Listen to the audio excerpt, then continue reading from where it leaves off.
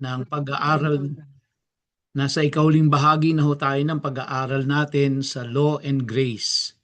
At sa susunod po ay ah, mag-iibang topic na tayo. Tapos na tayo sa Law and Grace. At tayo ngayon ay nasa huling bahagi ng part 5, which is Ephesians. At ito po ay part 2 ng Ephesians. No? Noong nakaraan ay tinalakay natin yung part 1. So by this time, ang patuloy na ating tinatalakay po ay ating pong pinuprove na though we are under grace, but still we have to obey the law, the commandments of God, no? Hindi po natin siya pwedeng sa isang tabi. At pinasisinungalingan natin yung pong paniniwala na hindi na natin kailangan ang law dahil we are under grace. And mahaba-haba rin ho ang naging pag-aaral natin dito. And I suppose by this time, we are all convinced, yes, we are under grace, but of course, we need the law of God. At ito ang ating pamantayan ng ating buhay Kristiyano. So last part na po ito ng Ephesians, and hindi ko po layunin na talakayin natin ang chapter by chapter at verse by verse ng Ephesians. Ang akin lang pong kaya po natin tinatalakay ang Ephesians sapagkat isa ito sa mga ginagamit na supporting verses ng mga tao na naniniwala na ang law ay hindi na necessary sa panahon natin ngayon because we are under grace. At yan po yung tinalakay natin dun sa Ephesians chapter 2 verse 14 to 15. So basahin ko lang po ulit.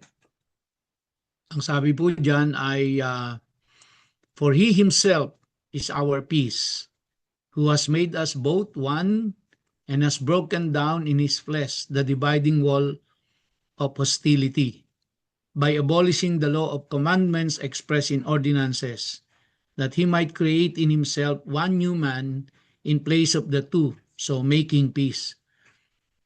Nakita na po natin doon sa nakaraan nating pag-aaral na ang letter to the Ephesians ay sinulat ni Paul habang siya ay nasa kulungan at inaddress niya ito both sa Jew and Gentiles. At yun po yung tinutukoy niya rito na sabi diyan, for He Himself is our peace, referring to Jesus Christ, no? For Jesus Christ Himself is our peace, who has made us both one. So, ibig sabihin, ang tinutukoy niya rito is the Jew and the Gentiles ay pinag-isa na sa pamamagitan ng Panginoong Jesucristo. At ang sabi diyan, and He has broken down in His flesh the dividing wall of hostility.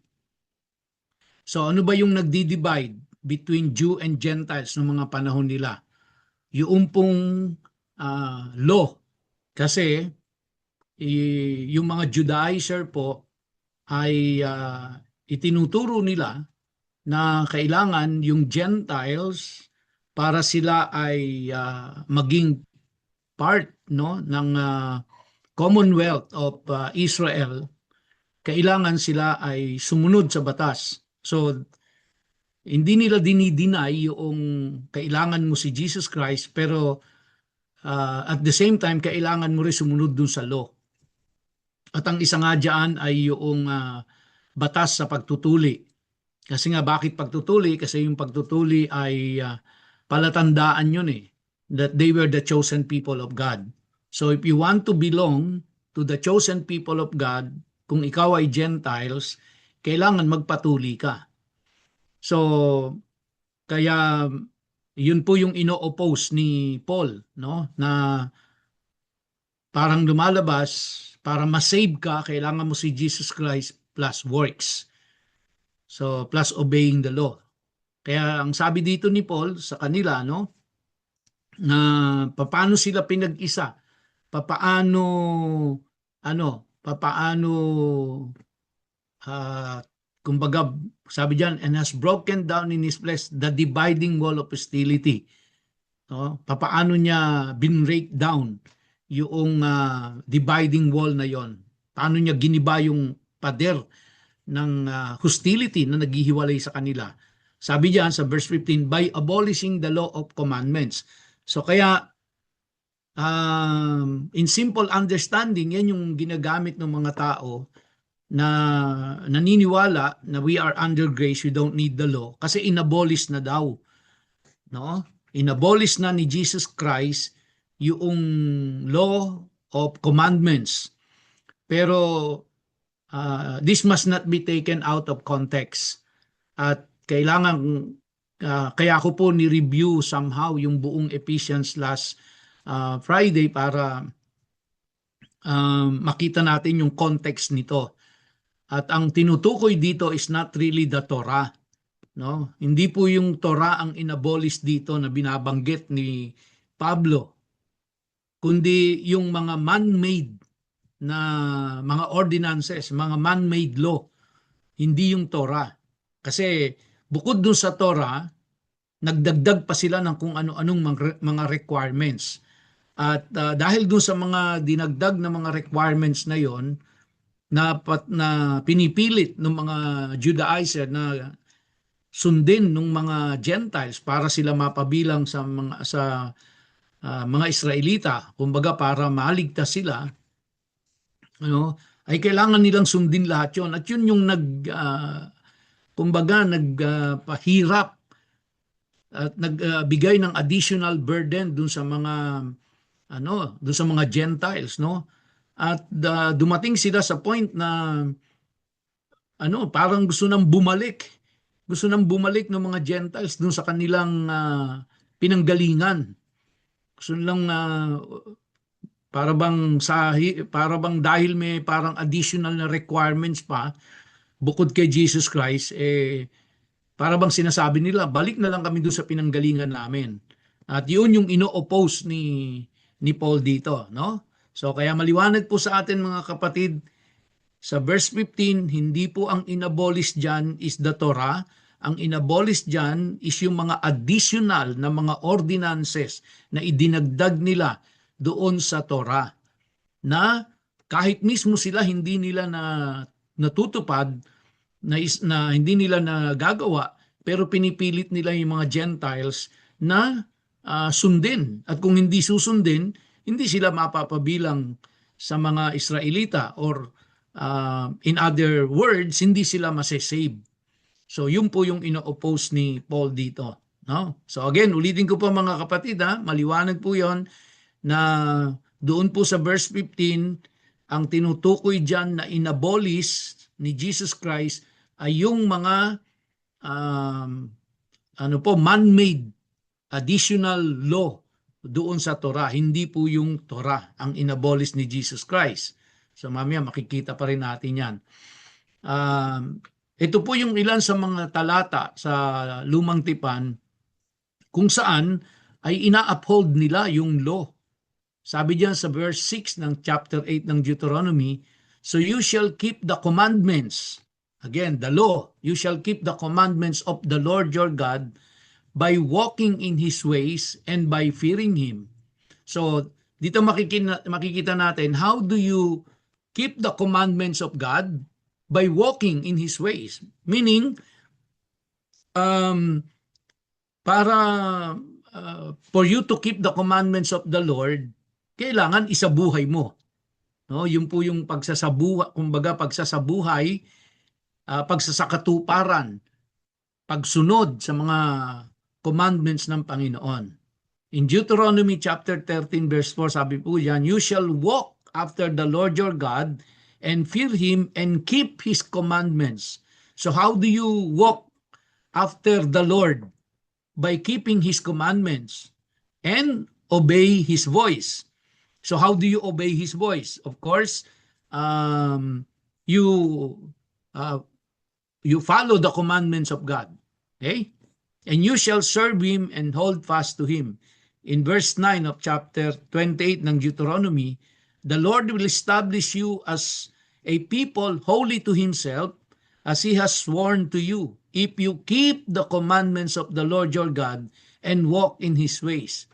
So dito po sa Book of Deuteronomy, makikita natin na walang masama sa commandments, di ba? Siya po ay mabuti ang commandments. And I have explained several times already na kung ano ang mga benefits ng pagsunod sa commandments ng Panginoon. Now, yun po ay sa Old Testament. Tingnan natin ngayon sa New Testament. Sabi sa Luke chapter 1 verse 6, kasi baka sabihin ng mga tao, Old Testament yun kaya applicable lang yan doon sa kanila, Old Testament, nasa New Testament na tayo.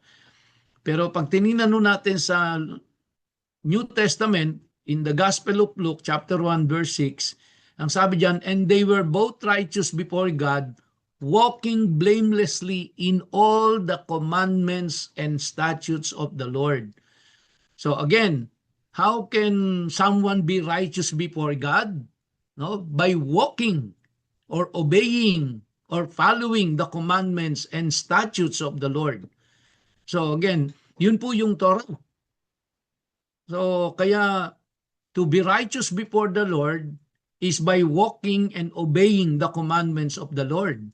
Diba? Yan din po yung sinasabi natin na walk in the Spirit so that you will not fulfill the lust of the flesh. So how do you walk in the Spirit?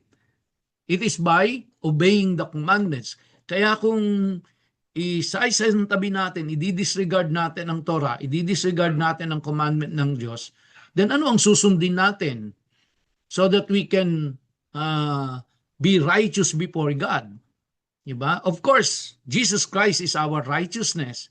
But how do we walk in righteousness? It is by obeying the commandments of the Lord.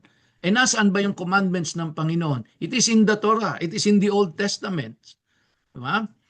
So, in 2 John chapter 1, verse 6, sabi diyan, and this is love, that we walk according to His commandments.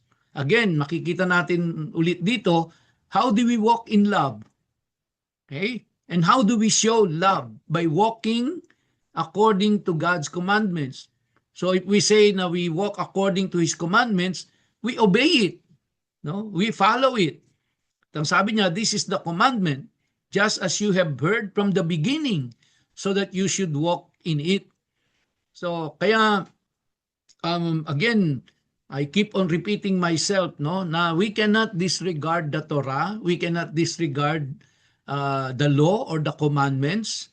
Much more na dapat natin itong unawain dahil ito ang standard of holiness ng Diyos.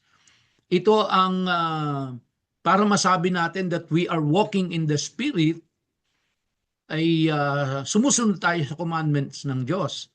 Paano nating masusunod ang commandments kung hindi natin alam ang commandments? So saan natin pupuntahan yung commandments na sinasabi ng Diyos? It is in the Torah. Kaya mga kapatid, I am more than 100% convinced na we cannot disregard the law of God because we are under grace. Yes, it is correct. We are under grace. Talaga naman tayo naligtas dahil sa grace ng Diyos, no? Through faith. Pero after we have been born again, ano na ang standard of living natin? How do we now live righteously before the Lord? By obeying the law. Ito po yung sinasabi sa atin dito ng both the Old Testament and the New Testament. Kaya sabi niya, and this is love, that we walk according to His commandments. So if we are looking for the right definition of love, ito po yun, by walking and according to the commandments of God, by obeying the law. So kaya pag sinabi natin na meron tayong pagmamahal pero hindi naman tayo sumusunod sa law of God, then ano yung sinusunod natin? Di ba? So samantalang ang sinasabi sa atin ng salita ng Diyos na by obeying the law of God, we are manifesting yung totoong pag-ibig, yung totoong love. Okay? So, to walk in the Spirit is to obey the commandments of God. To be righteous before God, it is obeying and the commandments of God. Di ba? So, to manifest love, sinasabi nating may love tayo, then we obey the commandments. And pag tinignan natin, nandoon siya, nasa Old Testament siya, nasa Torah. Yung pinag-aaralan natin every Sunday, no? So kaya napakahalaga po ng mga ano na yan, yung mga pag-aaral na yon sa Old Testament dahil nabubuksan tayo, na-educate tayo, we are being made aware kung ano yung Torah, kung ano yung standard ng Diyos. Okay? So, let's summarize what we have read so far in Ephesians. Number 1, it is God's plan from the beginning, no? From the very beginning, that we were to be adopted as sons through Messiah Yeshua, called the mystery of His will. Kaya even before creation, it is already in the plan of God na we will be adopted as sons and daughter through Messiah Yeshua. And this is the mystery that was revealed. And kaya nung sinasabi ito ni Paul, nung sinulatan niyang Ephesians, he was telling this to the Gentiles, that even from the beginning, they were already included in the plan of salvation of God. And this is also what he was telling to the Jews, no? Na the Gentiles were included in the plan of God, in the redemption plan of God. So even before the world began, no, it's already in the plan of God to include the Gentiles in the plan of redemption, not only the Jews. Kaya hindi pwedeng magmalaki o magmayabang ang mga Hudyo na sila lang ang piniling tao ng Diyos. Yes, of course, that's true. Sila yung piniling tao ng Diyos, sila yung bansang pinili ng Diyos. Pero from the very beginning, even before the world began, God, it is already included in the plan of redemption na isama ang mga Gentiles. At ito yung mystery, and it was revealed to them. And how it was revealed? It was through Jesus Christ. No, when Jesus Christ was born, yun na po, na-reveal na yung mystery na through Him, both Jews and Gentiles will be united. Number 2, Yeshua was also the mechanism used to extend redemption and forgiveness through Yahweh's grace, which makes this adoption possible. So, again, no, it was not by obeying the law, kaya yung mga Gentiles were adopted into the family of God. It was through their faith in Jesus Christ and not plus the law, or the law plus Jesus Christ. So it was not like that even from the beginning. Kaya yung pong adoption na nangyari doon sa mga Gentiles, it is only through Jesus Christ. It is not through obeying the law. Okay? But when they were adopted into the family of God, then the law of the Lord became their standard of living, to live in holiness, to walk in the Spirit. Kaya itinuturo sa kanila, kaya nung ang mga Gentiles ay na-born again talagang sila, dinisciple talaga sila itinuro talaga sa kanila ang Torah. Okay? Number 3, as adopted sons, we are promised an inheritance that is still due to us. Okay? So, kaya whatever inheritance na ibinigay ng Diyos sa mga Jews is the same inheritance na ibinigay ng Diyos sa mga Gentiles. Why? Because ang common denominator doon ay walang iba kundi si Jesus Christ. Dahil whether you are a Jew or a Gentile, ang means of salvation mo pa rin is through Jesus Christ. And that was promised by the Lord. Kaya yun yung pinangako niya mula pa kay Abraham, kay Isaac, kay Jacob. Di ba? At mula sa kanila ay ipapanganak ang Messiah. At ang Messiah na ito, na alam nating lahat, walang iba kundi si Jesus Christ, ay siyang tagapagligtas, hindi lang ng mga Gentiles, kundi ng mga Hudyo. So kaya, now, bakit po bakit ang mga Gentiles ay tinatawag na adopted sons? Kasi nga, hindi tayo originally mga Hudyo, hindi tayo mga galing sa lahi nila Jacob. Kaya nung nanampalataya tayo sa Panginoong Jesucristo, the same is true with the Gentiles during the time of Jesus Christ. When they put their trust in the Lord Jesus Christ, they were adopted as sons. Now, when we talk about adoption in the early days, nung panahon po nila, kapag ikaw ay adopted son, you are treated as if you are, natutuong anak ka. Talagang parehas na parehas ang ang estado ninyo once you are adopted into the family. So yan yung concept ng adoption nila noon. Yun ay talagang parang tunay na anak ka. Okay? Number 4, the Ephesians once followed the adversary which resulted in their disobedience, but now follow our Messiah and have entered into this plan. Okay, so the Gentiles, the Ephesian Christians, alam naman natin na they were engaged in pagan practices, and nakita natin, di ba, doon sa nakaraang pag-aaral natin, na kung gaano ka progresibo ang Ephesus noong mga time na yon, at talagang laganap yung pagsamba nila kay Artemis, yung yung god of fertility. At nakita natin, di ba, na dahil sa pangangaral ni Pablo ng ebanghelyo sa kanila, na-release sila sa bondage ng sin, na-release sila sa bondage ng ng magic, ng sorcery, ng idolatry. Kaya dumating sila sa point na sinunog nila yung kanilang mga libro sa magic. Di ba? Nakita ho natin yon. So, yun dati yung sinusunod nila eh. Pero nabuksan ang kanilang kaisipan at nakilala nila ang tunay na Messiah, ang Panginoong Jesucristo, and then they got born again, and yun na nga po, they were included now in the plan of God, no? So, at kasama ho tayo diyan sa panahon natin ngayon, no? Kaya this is very much applicable to all of us Gentiles, dahil this letter was addressed not only to the Jews, but this letter was intended also for the Gentiles who were converted into Christianity.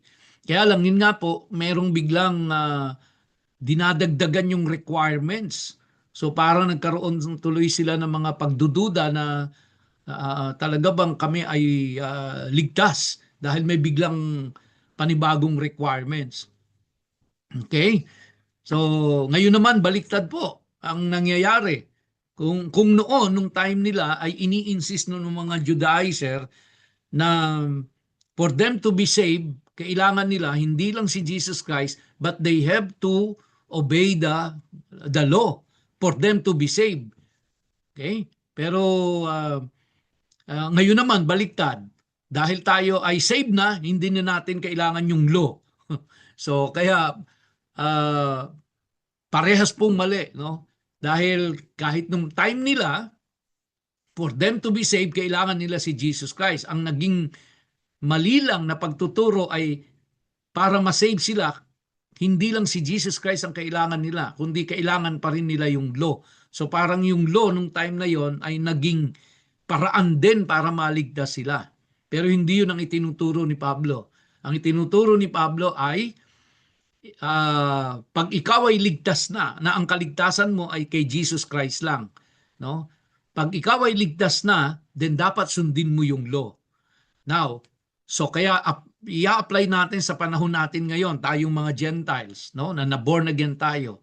So ngayon born again na tayo, then dapat ang maging standard ng ating pong buhay ay yung law. Kaya dapat din nating sundin. And of course, naintindihan naman natin, may mga laws na which are really applicable only to the Jews, which are not required for the Gentiles to follow. But kaya kailangan makita natin yung mga what are the laws na really applicable lang talaga sa mga Hudyo.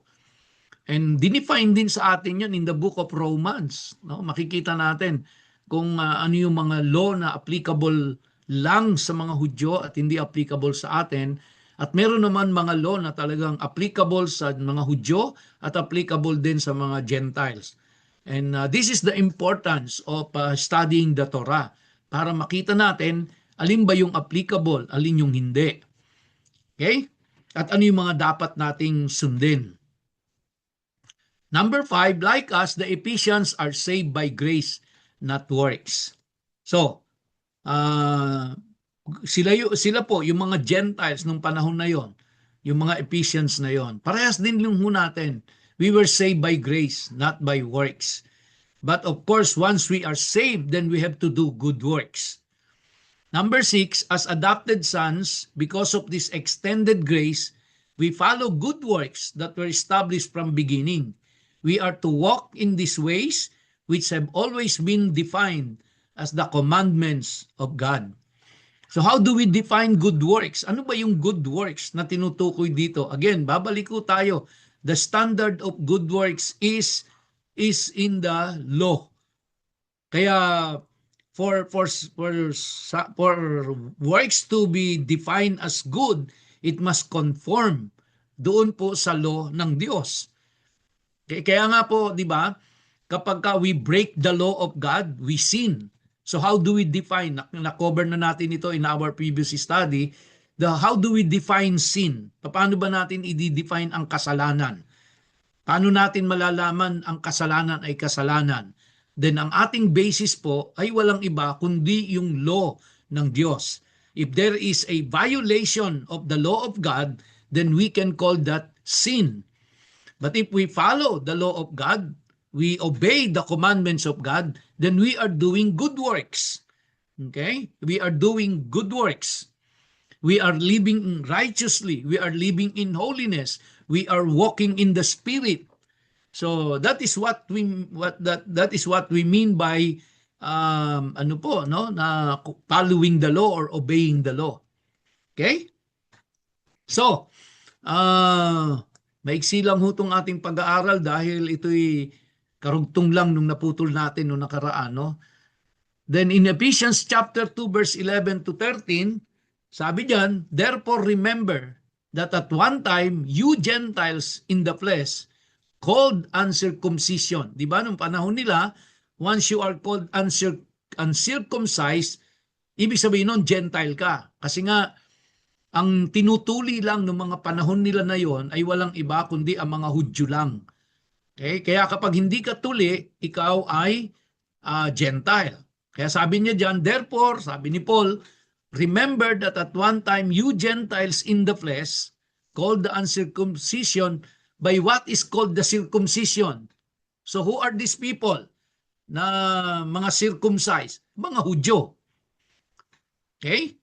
Which is made in the flesh by hands.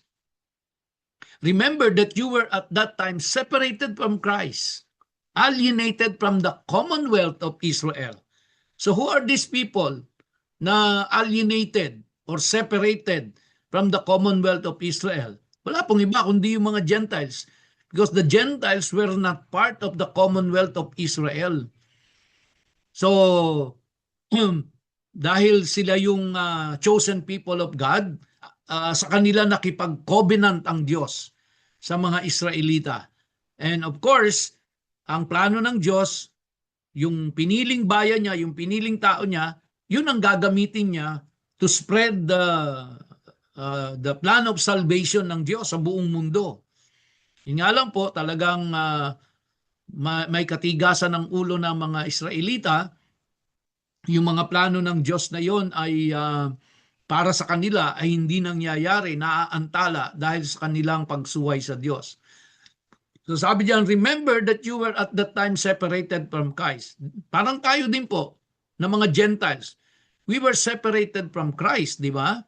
Alienated from the commonwealth of Israel and strangers to the covenants of promise. We were not part of the covenant. Dahil hindi naman sa mga Pilipino nakipag-covenant ang Diyos.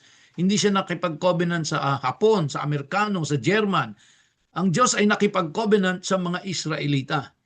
Kaya po, nung tayo ay nanampalataya sa Panginoong Jesucristo, at alalahanin natin, ang Panginoong Jesucristo ay isang Hudyo. No? Nung tayo ay nanampalataya, naniwala, at isinuko natin ang buhay natin sa Kanya, then naging part na tayo nung Commonwealth ng Israel. Naging part na tayo nung covenant promise ng Diyos. Kasi tinatawag na tayong mga spiritual Jew. No? Siyempre, by blood, hindi tayo mga Jew, pero by spirit, no? Tayo ay mga Hudyo na, no? In the spirit. So kaya we are now part of the Commonwealth of Israel. We are now part of the covenants of promise. And we were able to get it not because we follow the law, not because we obey the law, but because we receive Jesus Christ into our hearts as our personal Lord and Savior. And by doing so, it is now required of us na to follow the law. At ano yung law na yun? Di yung law na ibinigay ng Diyos sa mga Israelita. So kung ano yung sinusunod ng law, kung ano yung sinusunod na law ng mga Israelita, now because we are now part of the Commonwealth of Israel, and now we are no longer strangers to the covenants of promise, then we have to also follow that. Kaya we cannot set it aside, mga kapatid, no? But now in Christ Jesus, sabi rito, Messiah Yeshua, you who once were far off have been brought near by the blood of Christ. So it is the Lord Jesus Christ na nag-unite sa atin. Kaya tayo naging kabahagi ng mga Israelita. And he was telling this also to the Jews.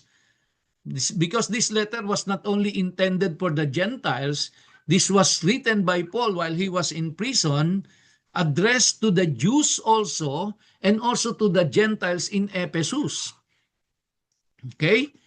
So, kaya dito ay ipinakita sa atin ni Pablo na it is through Jesus Christ. Kaya nagkaroon ng salvation ang Israel at kaya nagkaroon ng salvation ang Gentiles. Okay? Kaya dito sa Matthew chapter 5 verse 17, makikita natin na ito paulit-ulit po nating pinag-aaralan ito no? Na sinabi ng Panginoong Jesucristo, do not think that I came to destroy the law or the prophets, but to fulfill it. Diba? So yan po yung sinabi ng Matthew 5:17 Ang Panginoong Jesucristo hindi na parito para wasakin ang batas. Para ay abolish ang law. Hindi. Actually, pinulfill mismo. Anong ibig sabihin ng pinulfill ni Jesus Christ? Ibig sabihin, siya mismo po ay sumusunod doon sa itinakda ng batas. Ano yung sinasabi doon sa Torah? Sinusunod niya yon. Hindi niya yun inabolish. Kaya nga, even during his time, ay mismo si Jesus Christ, uma-attend siya doon sa mga feast of the Lord. Kasi it was commanded to them to do that. During that time kasi meron pang templo na nag-e-exist noon. So even Jesus Christ, even si Paul, no? Even si Paul.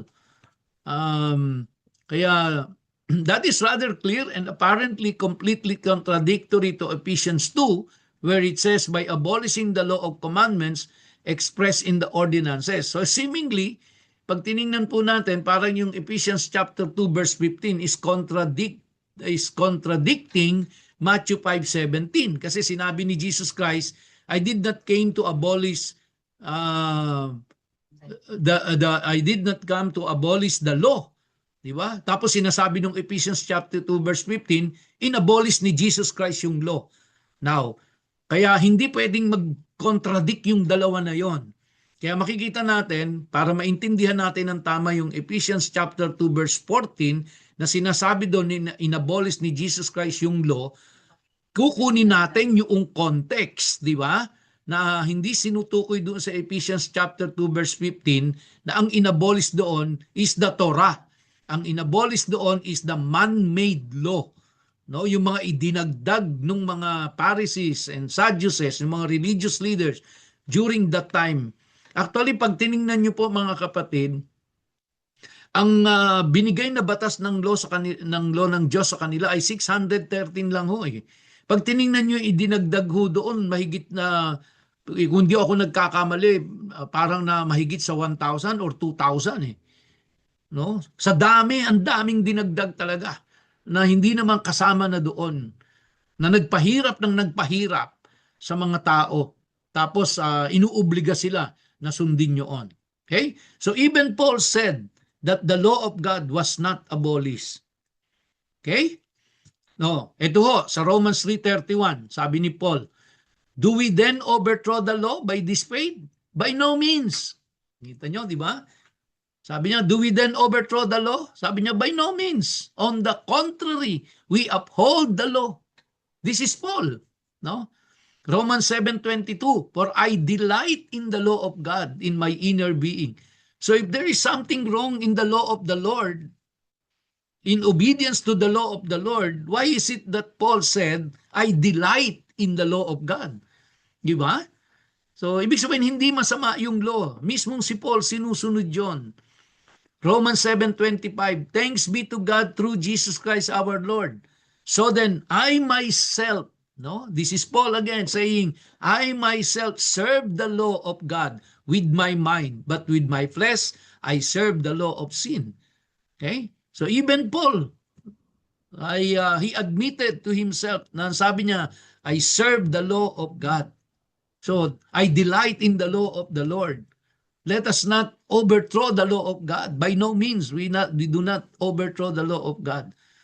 So clearly, mga kapatid, si Paul ay sinusuportahan niya yung pagsunod sa batas. Pero, again, ulitin ko po, hindi para maligtas. Kundi dahil ligtas ka na, kailangan sinusunod mo ang law of God. Maging si John, sabi niya in 1 John 5:2-3, by this we know that we love the children of God, when we love God and obey His commandments. For this is the love of God, that we keep His commandments, and His commandments are not burdensome. Ginawang burdensome kasi ng mga Judaizer by adding so many other ordinances and other man-made law, na pagkatapos mas nangingibabaw na yung man-made law na kailangan nilang sundin. Okay? So in 1 John chapter 2 verse 3-6, and by this we know that we have come to know Him if we keep His commandments. Again, very clearly po mga kapatid, how can we know the Lord? Paano ba natin makikilala ang Diyos? Sundin natin yung kanyang law. And by doing that, we will come to know the Lord. No? So, kaya hindi ho natin makikilala lang ang Diyos sa pamamagitan ng pagbabasa eh. Di ba? Yung pag-aaral. Kung ano yung natutunan natin, kung ano yung nalaman natin, sundin natin. And in that way, we will come to know the Lord. Okay? Whoever says, I know Him, but does not keep His commandment, is a liar. Di ba? Ang liwanag, di ba? Sabi ni John dito, whoever says, I know Him, kilala ko ang Diyos, pero hindi naman sinusunod ng batas, sinungaling yung tao na yan. And the truth is not in him. But whoever keeps His word, in him truly the love of God is perfected. So ano ba yung tinutukoy po dito? But whoever keep His word, ano ba yung tinutukoy na word dito? Di wala pong iba kundi yung commandment ng Diyos, yung law ng Diyos, yung Torah ng Diyos. In Him truly the love of God is perfected. By this we may know that we are in Him. Okay? Do you want to know if you are in Christ? Now ask yourself, are you obeying the law? Because if you are not, then you are not in Christ. But if you are obeying the law, you are following the law, then you can be sure that you are in Christ, because the one who is in Christ is obeying the law. The one who is not in Christ will not obey the law. Okay? So whoever says he abides in Him ought to walk in the same way in which He walked. So, kaya sabi niyan, whoever says he abides in Him, do you abide in Jesus Christ? Then ang sabi po dyan, then you have to walk in the same way the Lord Jesus Christ walked. Paano ho ba nag-walk si Jesus Christ while He was here on earth? He obeyed the law. He followed the law. Kaya kung sinasabi mo ikaw ay na kay Kristo, hindi mo naman sinusunod ang batas ng Diyos, then sinungaling ka. Di ba? So, kung sinasabi mo naman na you are abiding in Jesus Christ, then dapat kung ano yung ginawa ng Panginoong Jesucristo, yun ang model mo. Siya ang susundin mo, siya ang gagayahin mo. Pero kung hindi mo siya ginagaya, then hindi ibig sabihin, hindi totoo na ikaw ay nag-a-abide sa Kanya. So if you say that you are abiding in Christ, then that means you are also walking in the way Jesus Christ walked. And the question is, how did Jesus Christ walk while He was here on earth? He followed the law. Kaya nga sabi niya, hindi ko inabolish ang law, pinulfill ko. Di ba? Pinalo ko. So kaya ang perfect example natin dito ay walang iba kundi si Jesus Christ. Dahil si Jesus Christ mismo ay sumunod sa law. Kaya si Paul, alam natin, sumunod din sa law. So wala po, kaya perfect na example natin ay walang iba kundi si Jesus Christ.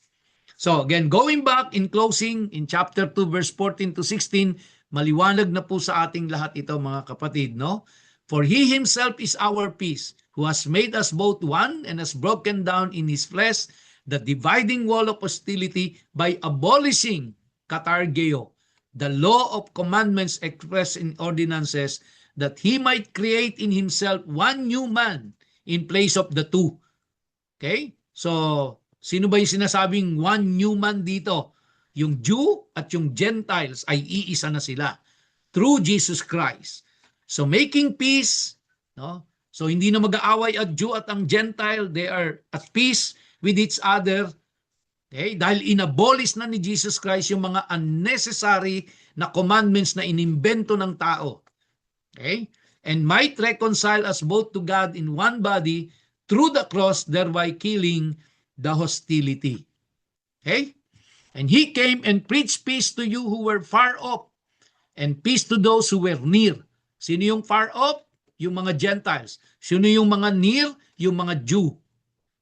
Okay? So pareha sa kanila. Kumbaga, and He came and preached peace to Gentiles and to Jews. For through Him, we both have access in one spirit to the Father.